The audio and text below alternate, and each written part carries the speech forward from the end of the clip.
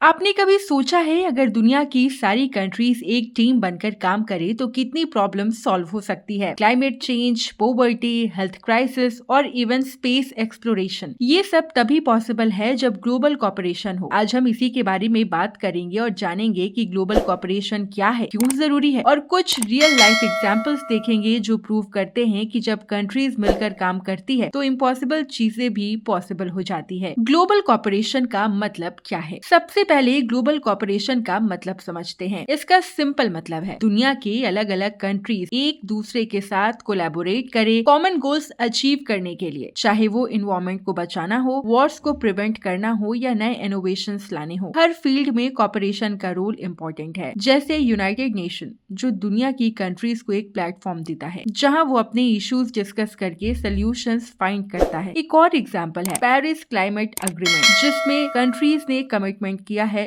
Global warming को limit करने का। अब बात करते हैं ग्लोबल कोऑपरेशन इतना जरूरी क्यों है। Number 1, climate change. Global warming एक वर्ल्ड वाइड प्रॉब्लम है। इसको सॉल्व करने के लिए हर कंट्री को रिन्यूएबल एनर्जी अडॉप्ट करनी होगी और कार्बन एमिशंस रिड्यूस करने होंगे। पेरिस एग्रीमेंट इसका एक बेस्ट एग्जाम्पल है जिसमें सारी कंट्रीज मिलकर काम कर रही है। Number 2, pandemics. कोविड-19 हमें एक बहुत बड़ी लर्निंग देकर गया है। वैक्सीन बनाने से लेकर उसकी वर्ल्ड वाइड डिस्ट्रीब्यूट तक कंट्रीज ने एक साथ मिलकर काम किया। अगर ग्लोबल कोऑपरेशन ना होता तो पैंडेमिक और ज्यादा डिवास्टेटिंग होता। ग्लोबल कोऑपरेशन के बेनिफिट्स बहुत सारे हैं और ये दुनिया को बेहतर बनाते हैं। चलिए देखते हैं कैसे। Number 1, peace and stability. जब कंट्रीज कोऑपरेट करती है तो कॉन्फ्लिक्ट्स और वॉर्स अवॉइड होते हैं। फॉर एग्जाम्पल, यूरोपियन यूनियन ने डिकेड्स तक यूरोप में पीस मेंटेन करने में मदद किया है। Number 2, resource sharing. हर कंट्री के पास यूनिक रिसोर्सेज होते हैं। कोऑपरेशन से इनका बेटर यूटिलाइजेशन होता है। जैसे इंडिया और रशिया का कोलैबोरेशन, जिसमें रशिया